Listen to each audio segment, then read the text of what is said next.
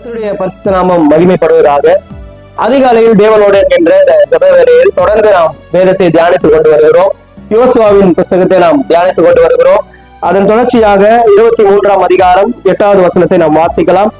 இந்த நாள் மட்டும் நீங்கள் செய்தது போல உங்கள் தேவனாகிய கர்த்தரை பற்றி கொண்டிருங்கள். இந்த வசனம் தொடக்கம் சொல்லுகிறது, யோசுவா முதிர் வயது ஆன போது அவன் என்ன செய்கிறார் என்றால், இந்த இஸ்ரவேலின் மூப்பர்களையும் தலைவர்களையும் நியாயாதிபதிகளையும் அதிபதிகள் மற்ற எல்லாரையும் அவர் அழைப்பித்து, எனக்கு வயசாயிடுச்சு அப்படின்னு சொல்லி, உங்கள் தேவனாகிய கர்த்தருக்கு முன்பதாக அவர் சகல ஜாதிகளையும் உங்களை களத்திலே ஒப்பு கொடுத்தாரு, அவர் உங்களுக்காக அவர் யுத்தம் பண்ணாரே, அது எல்லாவற்றையும் நீங்கள் பார்த்தீர்கள் அல்லவா, அதே போல ஆண்டவர் தொடர்ந்து உங்களை நடத்த வேண்டும் என்றால் 6வது வசனம் சொல்லுகிறது, மோசேயின் நியாயப்பிரமாண புஸ்தகத்தில் எழுதியிருக்கிறதை விட்டு வலது புறமாகிலும் இடது புறமாகிலும் விலகி போகாமல் அதை எல்லாம் கை கொள்ளவும் செய்யவும் நிர்ணயம் பண்ணி கொள்ளுங்கள்.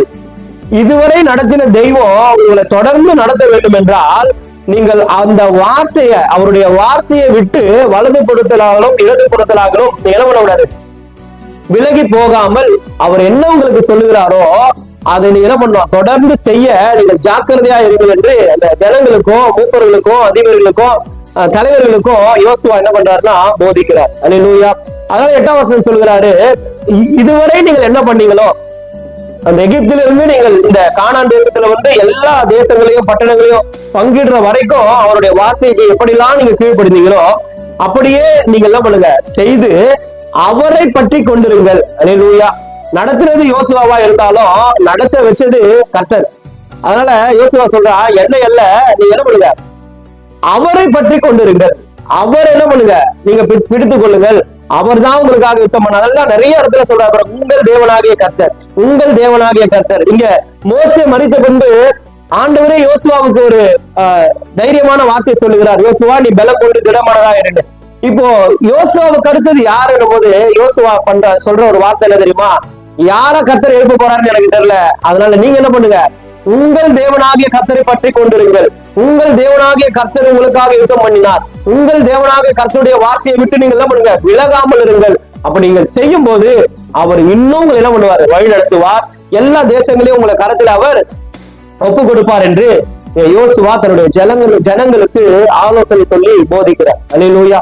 அது மாத்திரமல்ல, நீங்கள் வார்த்தையை கவனித்து வார்த்தையின்படி நடந்தால் எப்படிப்பட்ட ஆசீர்வாதத்தை தருவார், அந்த வார்த்தையை விட்டு நீங்கள் விலகினால் எப்படிப்பட்ட அவர் காரியங்களை அவர் வர வைப்பார் என்ற அந்த எச்சரிக்கையும் அவர் என்ன பண்றாரு, யோசுவா தன்னுடைய ஜனங்களுக்கு சொல்றார். இப்போ அநேகர் எப்படி இருக்கிறாங்கன்னா, ஆசீர்வாதமான வார்த்தைகள், பிளெஸிங்கான வார்த்தைகளை மாத்திரம்தான் அநேக இடங்கள்ல பேசுறாங்களே தவிர, ஆண்டவர் எரிச்சல் உள்ள தெய்வமா இருக்கிறார், அவருடைய கோபம் இந்த தேசத்தையும் பற்றி எரிக்கும் என்கின்ற அந்த ஒரு புரிதலோ அந்த ஒரு எச்சரிக்கையோ இல்லாத அநேக இடங்களிலே அநேக சபைகளிலே ஆசீர்வாதமான செழிப்பான உபதேசங்கள் மாத்திரம்தான் இப்போ என்ன பண்ணப்படுது, போதிக்கப்படுது.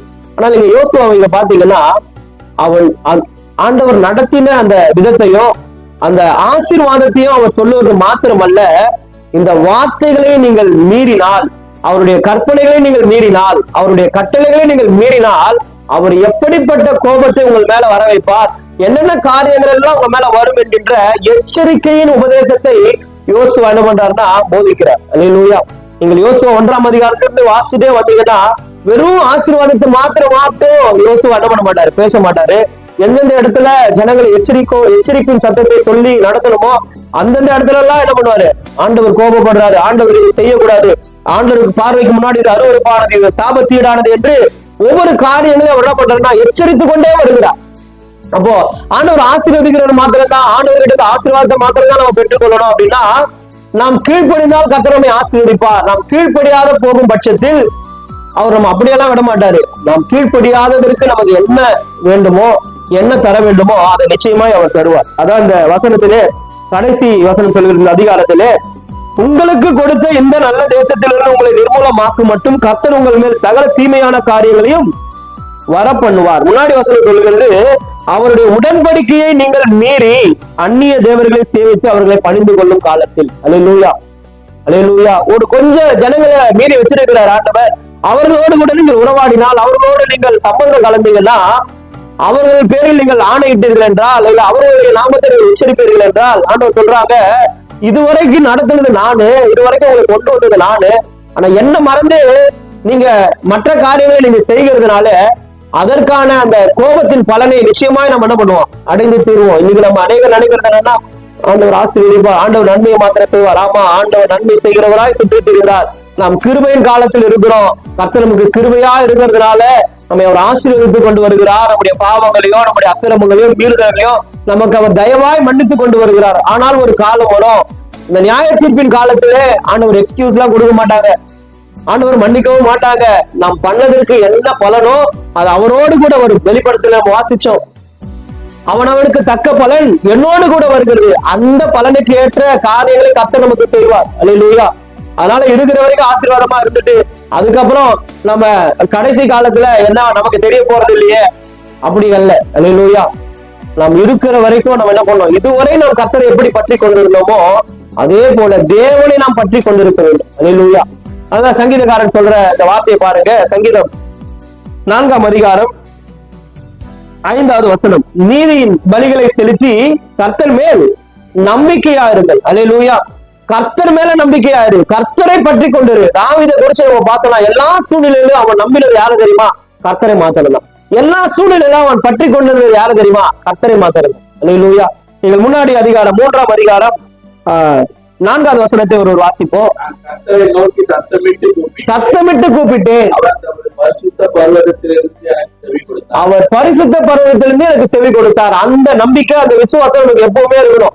இதுவரை நடத்தின தெய்வம் இனியும் என்னை அவர்தான் நடத்துவார் என்கின்ற நம்பிக்கையோ விசுவாசமோ அந்த அவர் மேல இருக்கிற பற்றும் நமக்கு அதிகமா இருக்கணும். நாம் ஜெபிக்கிறோம், நம்ம துதிக்கிறோம், ஆனால் காரியம் ஒண்ணு வாய்க்க செய்யலையே அப்படின்றதுக்காக கர்த்தரை விட்டுற கூடாது. அல்லேலூயா. எந்த சூழ்நிலையிலையும் கர்த்தரை மாத்திரம் நம்ம விட்டோம்னா அவர் நம்மை விட்டுருவார். அதான் வேதம் சொல்லுகிறது, நீங்கள் என்னை விட்டீர்களானால் நானும் உன்னை என்ன பண்ணுவேன், விட்டுருவேன். நீங்கள் என் வேதத்தை மறந்தீர்களானால் நான் உன் பிள்ளைகளை மறந்துடுவேன், பிள்ளைகளின் பிள்ளைகளை மறந்துடுவேன் ஆண்டவர். அல்லேலூயா. அப்போ இந்த நாள்ல கூட நாம் கற்றுக்கொள்ள வேண்டிய வார்த்தை என்னன்னா, இந்த யோசுவாவின் புஸ்தகத்திலிருந்து யோசுவா ஆசீர்வாதமாய் மாத்திரம் பேசல, எச்சரிக்கையின் சத்தத்தை யோசுவா பேசினார். யோசுவா அவனை முன்னிலைப்படுத்தி பேசல, எல்லா இடத்திலும் உங்கள் தேவனாகிய கர்த்தர் என்று தேவனை முன்னிலைப்படுத்தி பேசுறார். யோசுவா அவனை விசுவாசிக்க சொல்லல, இதுவரைக்கும் நீங்க செஞ்சது போல கர்த்தரை பற்றி கொள்ளுங்கள் என்று ஜனங்களுக்கு அவன் உபதேசித்தான். அப்ப இந்த நாள்ல நாம என்ன பண்ணோம்னா, தேவனை பற்றி கொள்ளணும், தேவனுடைய வார்த்தைக்கு கீழ்ப்படியணும். தேவன் இதுவரை நடத்தினார், இனியும் நடத்துவார் என்கின்ற விசுவாசம் நம்பிக்கை அவர் மேல நம்ம வைக்கும் போது நிச்சயமாய் அவர் நம்மை நடத்தி நம்மை ஆசீர்வதித்து நம்மை பலப்படுத்துவார். இந்த வார்த்தை உங்களுக்கு பிரயோஜனமா இருந்திருக்கும். இந்த வார்த்தையின்படி கர்த்தர் உங்களை நடத்துவாராக. கர்த்தர் தாமே உங்களை ஆசீர்வதிப்பாராக. ஆமென்.